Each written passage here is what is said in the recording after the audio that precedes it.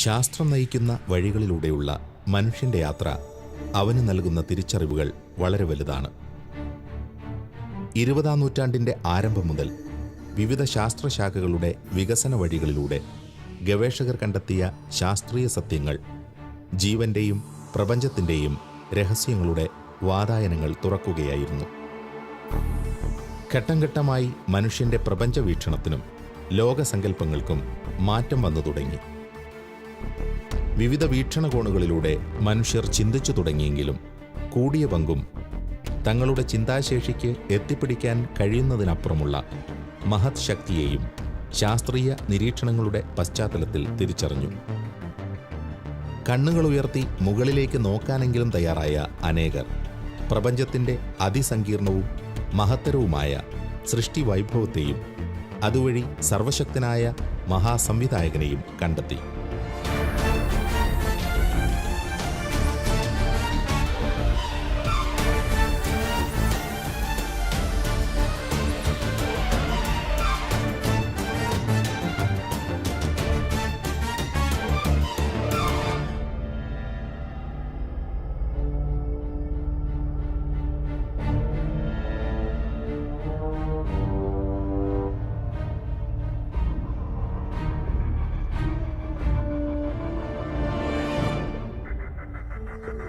ശാസ്ത്രലോകത്തെയും ചിന്തകരെയും ഒന്നുപോലെ വിസ്മയത്തിലാഴ്ത്തിയിട്ടുള്ള ഒരു യാഥാർത്ഥ്യമാണ് ഈ പ്രപഞ്ചത്തിൻ്റെയും പ്രപഞ്ചത്തിലുള്ളവയുടെയും അതിസൂക്ഷ്മമായ ക്രമീകരണം അഥവാ ഫൈൻ ട്യൂണിംഗ്. മനുഷ്യന് സങ്കല്പിക്കാൻ കഴിയാത്ത ഒരു കൃത്യതയാണ് നമുക്കവിടെ കാണാൻ കഴിയുക. പ്രപഞ്ചവിജ്ഞാനിയും സംബന്ധിച്ച കണ്ടെത്തലുകളിൽ എന്നതുപോലെ തന്നെ പ്രപഞ്ചത്തിലെ അതിസൂക്ഷ്മ ഘടകങ്ങളിലും ഈ ഫൈൻ ട്യൂണിങ്ങിൻ്റെ സാന്നിധ്യം അത്ഭുതാവഹമാം വിധം പ്രകടമാണ്. കൂടുതൽ അറിയുന്തോറും വിസ്മയം വർദ്ധിക്കുന്ന അതിസങ്കീർണവും മഹത്തരവുമായ ഒരു രൂപഘടനയാണ് പ്രപഞ്ചത്തിൻ്റെ ഓരോ കോണിലും നമുക്ക് കണ്ടെത്താൻ കഴിയുന്നത്.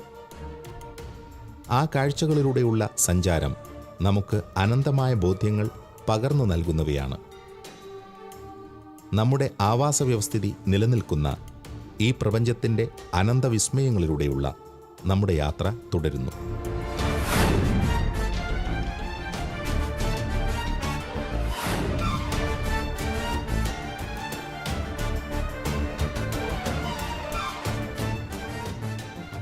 ആയിരത്തി 376 കോടി വർഷം പഴക്കമുള്ള പ്രപഞ്ചത്തിൻ്റെ ചരിത്രം പരിശോധിച്ചു കഴിഞ്ഞാൽ ആദ്യത്തെ ഒരു സെക്കൻഡ് തുടങ്ങി തന്നെ ഈ ബുദ്ധിപൂർവകമായ രൂപകൽപ്പന, cosmic fine tuning, intelligent designing ആരംഭിച്ചതായിട്ട് നമ്മൾ മനസ്സിലാക്കി.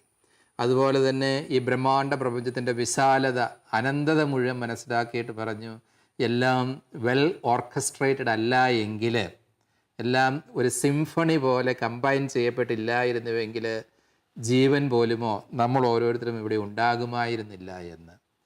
ആ ആർഗ്യുമെൻറ്റുകളൊക്കെ വ്യക്തമാണ്. ഞാൻ ആലോചിക്കുകയായിരുന്നു, ഈ ഫൈൻ ട്യൂണിങ്ങിൻ്റെ ദൃഷ്ടാന്തങ്ങൾ നമുക്ക് സമീപസ്ഥമായിട്ട് തന്നെ ഉണ്ടോ? മാത്തമെറ്റീഷ്യൻസ് ഒക്കെ പറയും നമ്മുടെ ഈ ഫിസിക്കൽ ബോഡി തന്നെ, ഈ ശരീരം തന്നെ വലിയൊരു ഫൈൻ ട്യൂണിങ്ങിൻ്റെ ദൃഷ്ടാന്തമാണ്. അത് കോസ്മോളജിയുടെ പർവ്വയിൽ വരുന്നതല്ല.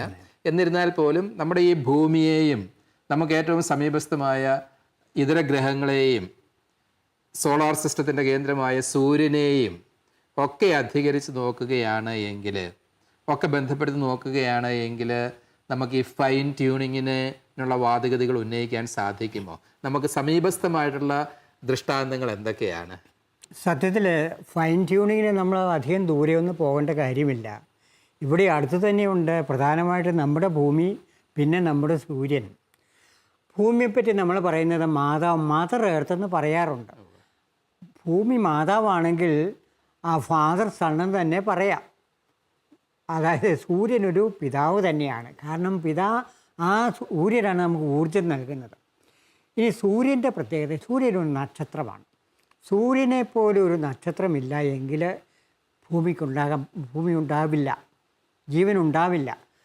ഈ സൂര്യനൊരു ആവറേജ് സാധാരണ നക്ഷത്രം, സാധാരണ എന്ന് പറഞ്ഞാൽ ഏറ്റവും വലുതുമല്ല ഏറ്റവും ചെറുതുമല്ല എന്ന് പറഞ്ഞാൽ ഏകദേശം 1000 കോടി വർഷങ്ങൾ കത്തിയെരിയുന്നത് ഹൈഡ്രജൻ ഹീലിയമായിട്ട് മാറ്റുകയാണ് ചെയ്യുന്നത്.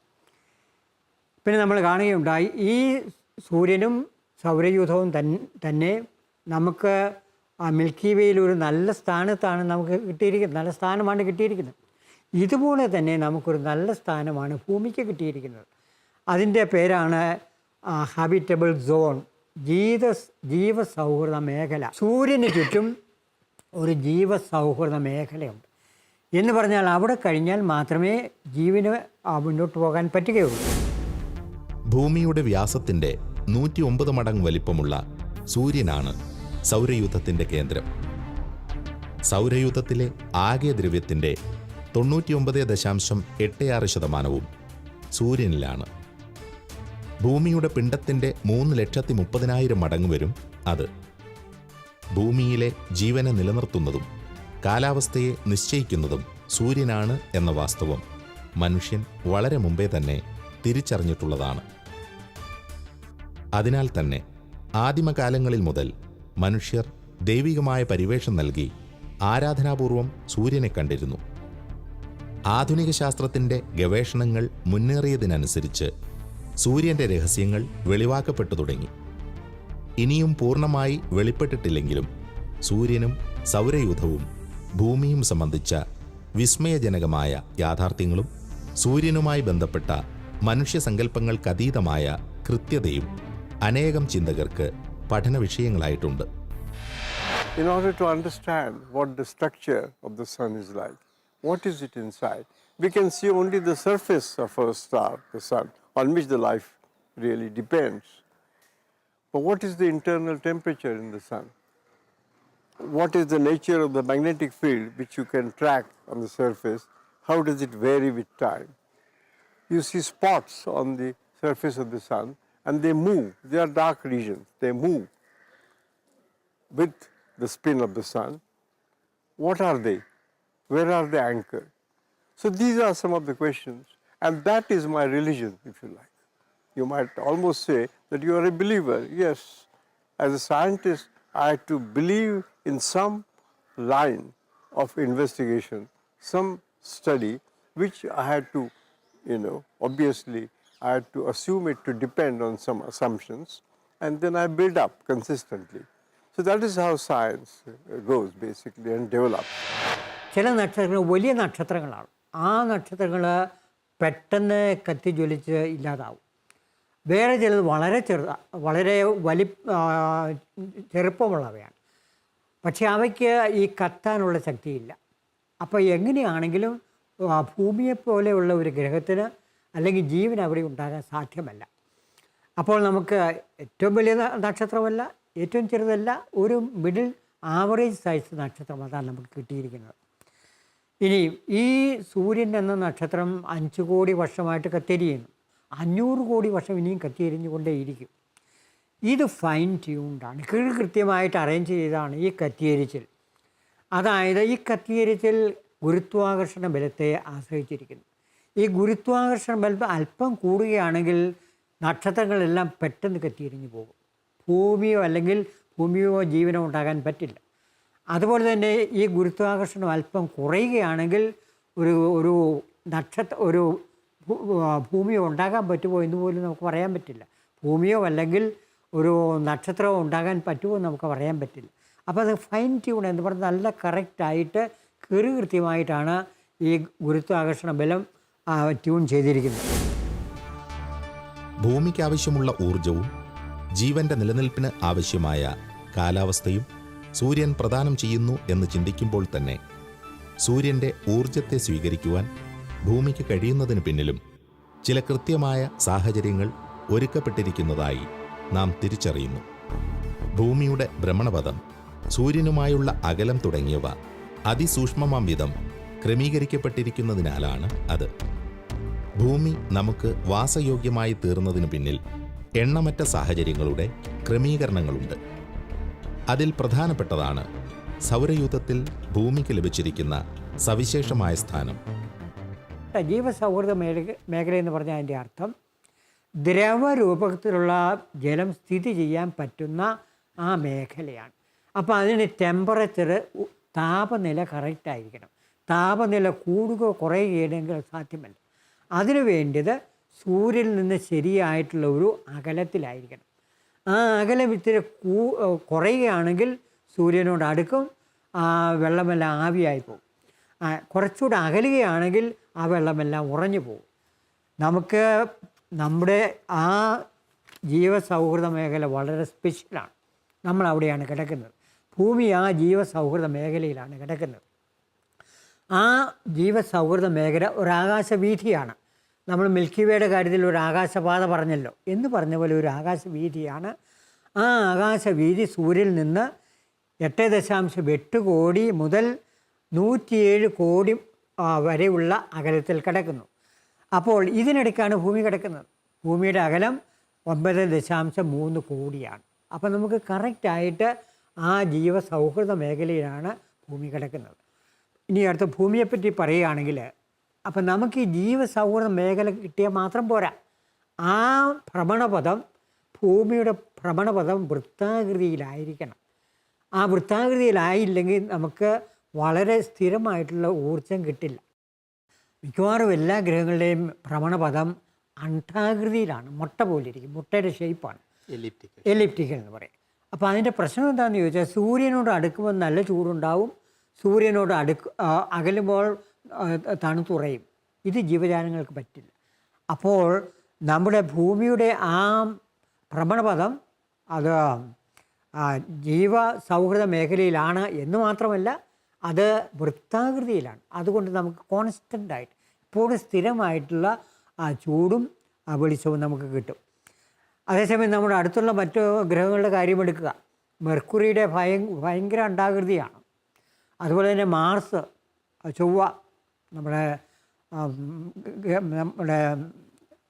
ഉപഗ്രഹങ്ങളൊക്കെ കൂടെ പോയിട്ടുണ്ട്. അതും അതിൻ്റെയും ഭ്രമണപഥം വളരെ എലിപ്റ്റിക്കലാണ്, എലിപ്റ്റിക്കൽ അണ്ഡാകൃതിയാണ്. അവിടെയൊന്നും ജീവന് നിലനിൽക്കാൻ പറ്റില്ല. സൂര്യനിൽ നിന്ന് ഭൂമിയിലേക്കുള്ള ഏകദേശ ദൂരം 15 കോടി കിലോമീറ്ററുകളാണ്. ഒരിക്കൽ സൂര്യനെ വലം വയ്ക്കുന്നതിനായി ഭൂമി ഒരു വർഷം കൊണ്ട് സഞ്ചരിക്കുന്ന ദൂരം 94 കോടി കിലോമീറ്ററുകൾ വരും. വൃത്താകൃതിയോട് ഏറെ അടുത്തു നിൽക്കുന്ന ഒരു ഭ്രമണപഥമാണ് ഭൂമിക്കുള്ളത് എന്നുള്ളതും ഇവിടെ ജീവൻ ഉത്ഭവിക്കുവാനും നിലനിൽക്കുവാനും സഹായിച്ച പ്രധാനപ്പെട്ട ഒരു ഘടകമാണ്. ഭൂമിയിലെ ഋതുഭേദങ്ങളെ നിർണയിക്കുന്ന ഒരു ഘടകം തികഞ്ഞ വൃത്താകൃതിയിൽ നിന്നും ഭൂമിയുടെ ഭ്രമണപഥത്തിനുള്ള നേരിയ മാറ്റമാണ്.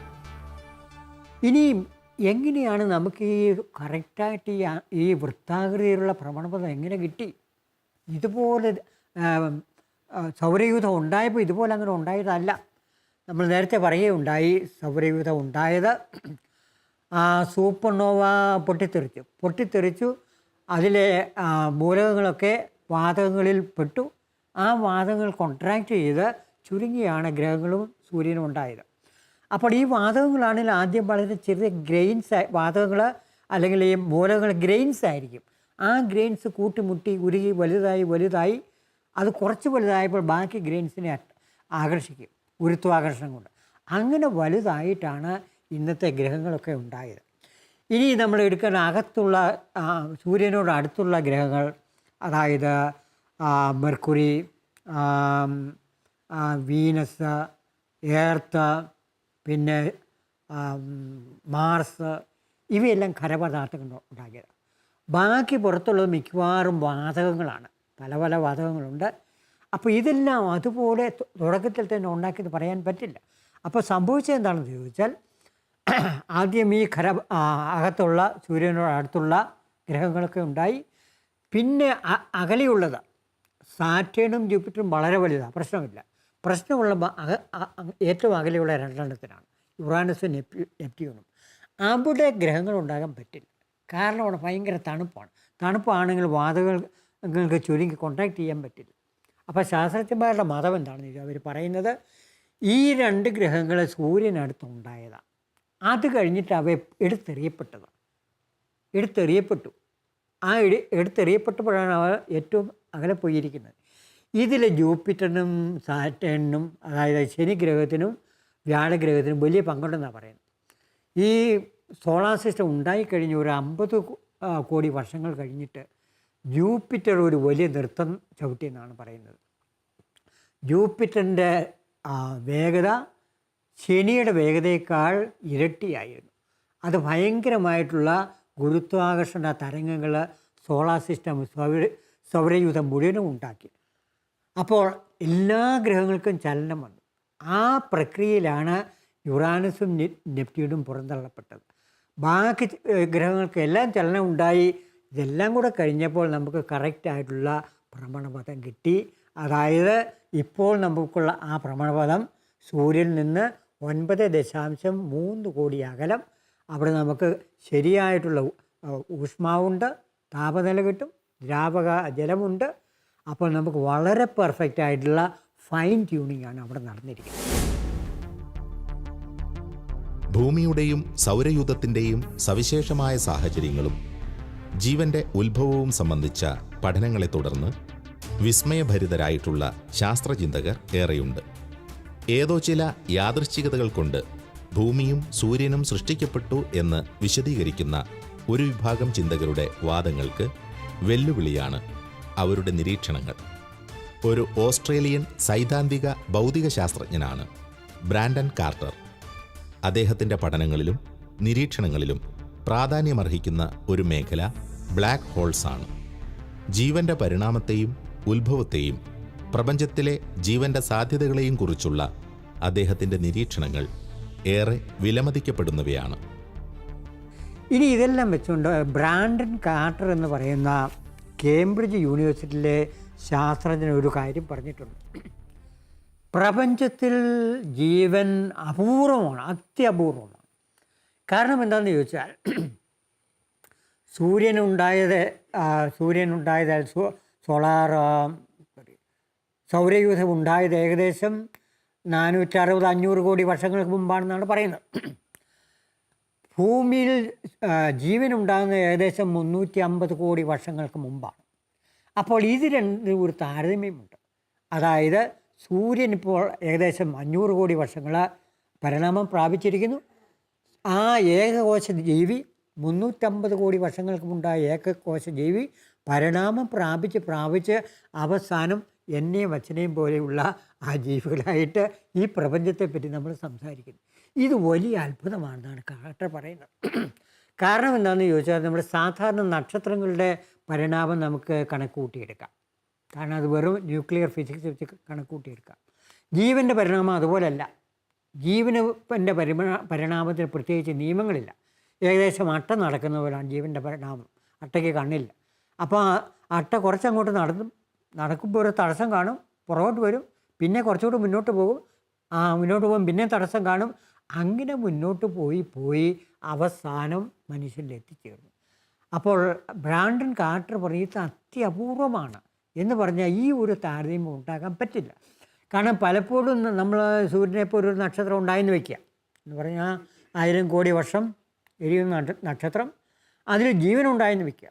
പലപ്പോഴും ഈ ജീവൻ ഇതുപോലെ ഭൂമിയിലെ പോലെ പരിണാമം പ്രാപിച്ചില്ല എങ്കിൽ ജീവൻ മുന്നോട്ട് പോകുന്നു, അതിനു മുമ്പേ ഈ നക്ഷത്രം കത്തിത്തീർന്നിരിക്കും. അപ്പോൾ അതുകൊണ്ട് അദ്ദേഹം പറയുന്നത് എന്താണെന്ന് ചോദിച്ചാൽ, ബ്രാൻഡൻ കാർട്ടർ പറയുന്നത് ജീവൻ പ്രപഞ്ചത്തിൽ അത്യപൂർവമാണ്. ജീവന്റെ സാന്നിധ്യം ഉണ്ടായേക്കാം എന്നതിനപ്പുറം ഭൂമി പോലെ എല്ലാ അനുകൂല സാഹചര്യങ്ങളും ഒത്തിണങ്ങിയ മറ്റൊരു ഗ്രഹം ഈ പ്രപഞ്ചത്തിൽ ഉണ്ടായിരിക്കാനുള്ള സാധ്യത വളരെ കുറവാണ് എന്ന അഭിപ്രായക്കാരായ ശാസ്ത്രജ്ഞർ ഏറെയുണ്ട്. അത്രമാത്രം പ്രത്യേകതകൾ ഒത്തുചേർന്ന ഒരു അന്തരീക്ഷമാണ് നമുക്ക് ലഭിച്ചിരിക്കുന്നത്. ഇത്തരം ആശയങ്ങൾ അനേകം ചിന്തകർക്ക് അനന്തമായ ചിന്താവിഷയങ്ങളാണ്. ഈ കാര്യം വെച്ചുകൊണ്ട് കാൾ സാഗൻ എന്ന് പറയുന്ന ശാസ്ത്രജ്ഞർ ഒരു ചോദ്യം ചോദിക്കുന്നുണ്ട്.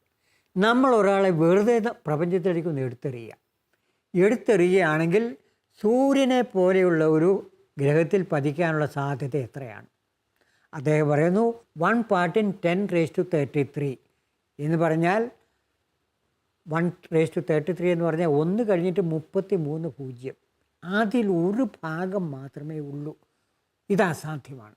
കാരണം നമുക്ക് ഇപ്പോൾ ആകെപ്പാടെയുള്ള നക്ഷത്രങ്ങൾ 1⁻22 എന്ന് പറഞ്ഞാൽ 1 കഴിഞ്ഞ് 22 പൂജ്യമാണ്.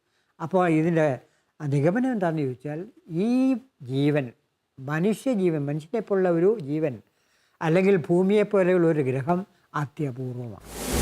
മുൻധാരണകളില്ലാതെ പ്രപഞ്ചവിജ്ഞാനീയത്തെ സമീപിക്കുന്ന ഏവരും ഒരു ഘട്ടത്തിൽ തികഞ്ഞ വിസ്മയങ്ങളിൽ അകപ്പെടുമെന്ന് തീർച്ച. മനുഷ്യന്റെ ചിന്തകൾക്കും മാനുഷികതയ്ക്ക് തന്നെയും അതീതമായ ഒട്ടനവധി ഘടകങ്ങളെ നമുക്കവിടെ കണ്ടെത്താൻ കഴിയും. ഇത്തരം അനന്തമായ അനുകൂല ഘടകങ്ങളെയും നമുക്ക് അചിന്തനീയമായ കൃത്യതയെയും രൂപഘടനയെയുമെല്ലാം യാദൃച്ഛികത എന്ന ഒറ്റവാക്കിൽ വിശദീകരിച്ച് അവസാനിപ്പിക്കാൻ കഴിയില്ലെന്ന് തീർച്ച. ചരിത്രാതീത കാലം മുതൽ ഇന്നോളവും മനുഷ്യൻ വിസ്മയത്തോടെയും ആരാധനയോടെയും കണ്ടുകൊണ്ടിരിക്കുന്ന പ്രപഞ്ച സത്യങ്ങൾ ഇന്നും സകലരെയും ചിന്താധീനരാക്കുന്നു.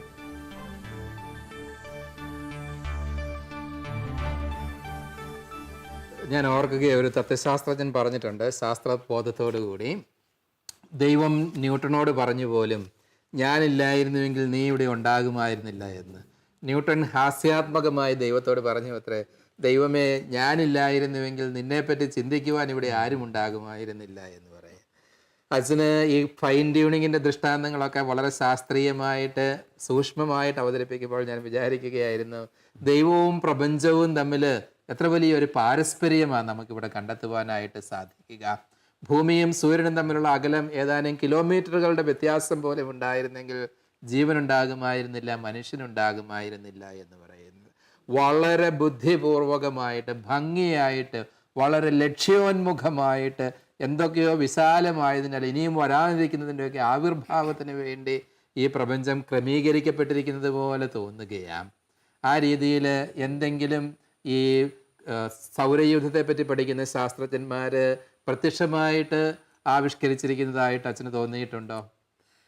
നമ്മൾ പൊതുവായിട്ട് നമുക്ക് പറയാവുന്നത് സൗരയൂഥത്തെപ്പറ്റി മാത്രമല്ല, പൊതുവായിട്ടുള്ള ഈ ഫൈൻ ട്യൂണിങ്, ഈ സംവിധാനത്തെപ്പറ്റി ഫ്രെഡ് ഹോയിൽ പറഞ്ഞിട്ടുണ്ട്. അവർ പറയുന്നത് ഒരു പ്രത്യേക ഭാഷയിലാണ്. ഫ്രെഡ് ഹോയിൽ പറയുന്നത് ഈ ജീവൻ്റെ ഉപാധികളെല്ലാം കൂടെ നോക്കുമ്പോൾ ഇതെല്ലാം ഒരു തട്ടിപ്പായിട്ട് തോന്നുന്നു. തട്ടിപ്പിന് അർത്ഥമുണ്ട്. തട്ടിപ്പെന്ന് പറഞ്ഞാൽ റിയൽ അല്ല.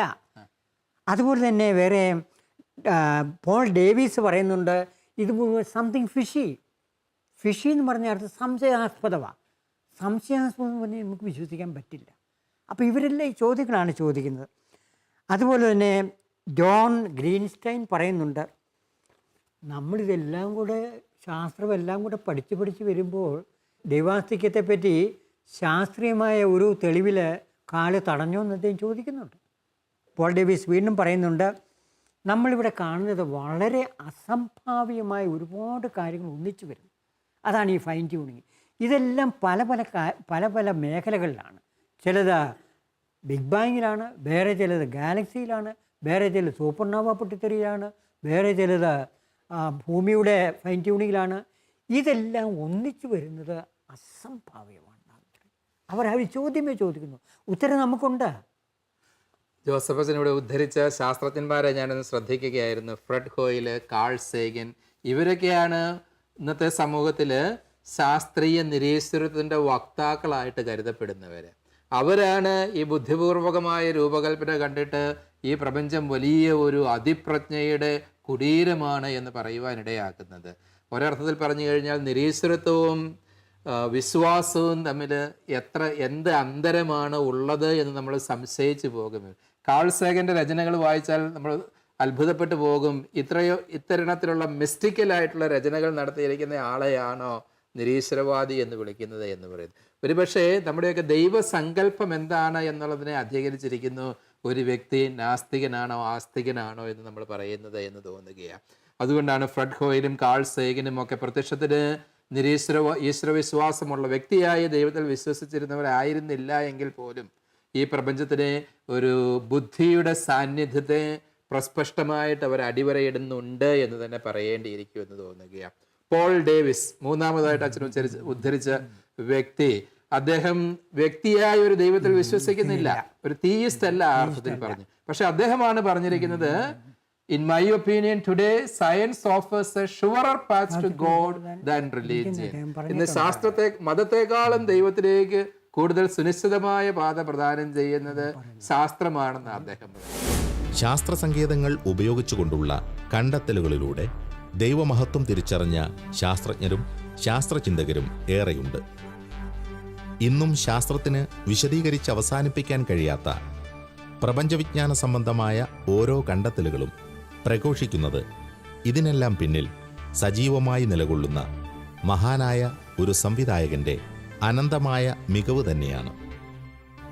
ഓരോ ഘടകങ്ങളിലും കണ്ടെത്താൻ കഴിയുന്ന കൃത്യതയുടെ ഔന്നത്യവും ക്രമീകരണങ്ങളുടെ തികവും സകലരെയും ആഴമുള്ള ചിന്തകളിലേക്ക് നയിക്കുവാൻ പര്യാപ്തമാണ്. ഈ ഫൈൻ ട്യൂണിങ്ങിനെ മുഴുവൻ ഒരുപക്ഷെ കഴിഞ്ഞ 2-3 എപ്പിസോഡുകളിലായിട്ട് നമ്മൾ നടത്തിയ ചർച്ചകളെ മുഴുവൻ ഒരുപക്ഷെ നമുക്ക് പോൾ ഡേവിസിന്റെ വാക്കുകളിൽ സംഗ്രഹിക്കാമെന്ന് തോന്നുക. അദ്ദേഹം പറയുന്നുണ്ട്, "No one who has studied the forces of nature can deny that the world about us is the manifestation of something very, very clever indeed."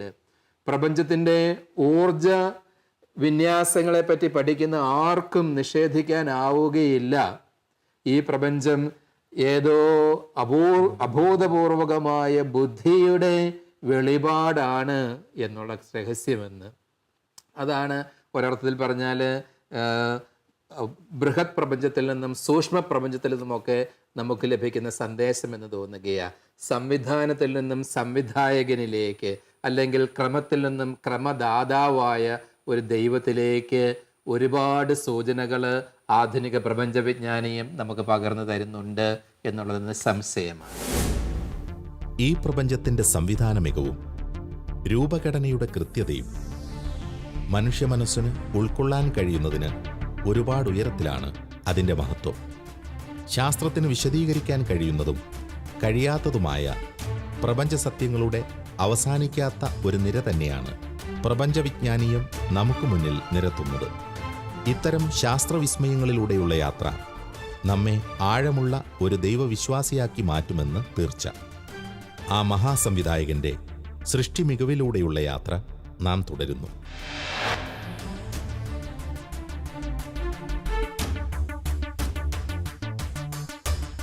WMAP പ്രപഞ്ചത്തിന്റെ 3 ലക്ഷം വർഷം പഴക്കമുള്ള പിക്ചർ കാണിച്ചിട്ട് പറയുകയാ, പ്രസ് കോൺഫറൻസിൽ പറഞ്ഞ കാര്യമാണ്.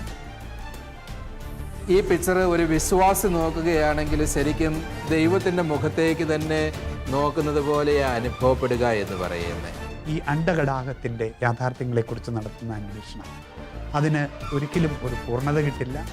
കൂടുതൽ കാര്യങ്ങൾ അറിയാനുള്ള പ്രയാണത്തിൽ ഈ സിസ്റ്റത്തിനപ്പുറമുള്ള, ഈ പ്രപഞ്ചത്തിനപ്പുറമുള്ള അതീന്ദ്രിയമായ അല്ലെങ്കിൽ അതിഭൗതികമായ തലങ്ങളിലേക്ക് നമ്മുടെ അന്വേഷണം പോകേണ്ടിയിരിക്കുന്നു. അതായത് കോസ്മോളജിക്ക് ഒരു വലിയ പരിവർത്തനം വന്നു ഈ ബിഗ് ബാങ് തിയറി വന്നതോടുകൂടി. കസേരയ്ക്ക് കാർപ്പൻ്റർ എന്തായിരിക്കുന്നുവോ അതായിരിക്കും പ്രപഞ്ചത്തിന് ദൈവം. ദൈവമാണ് പ്രപഞ്ചത്തിൻ്റെ അന്ത്യ കാരണം.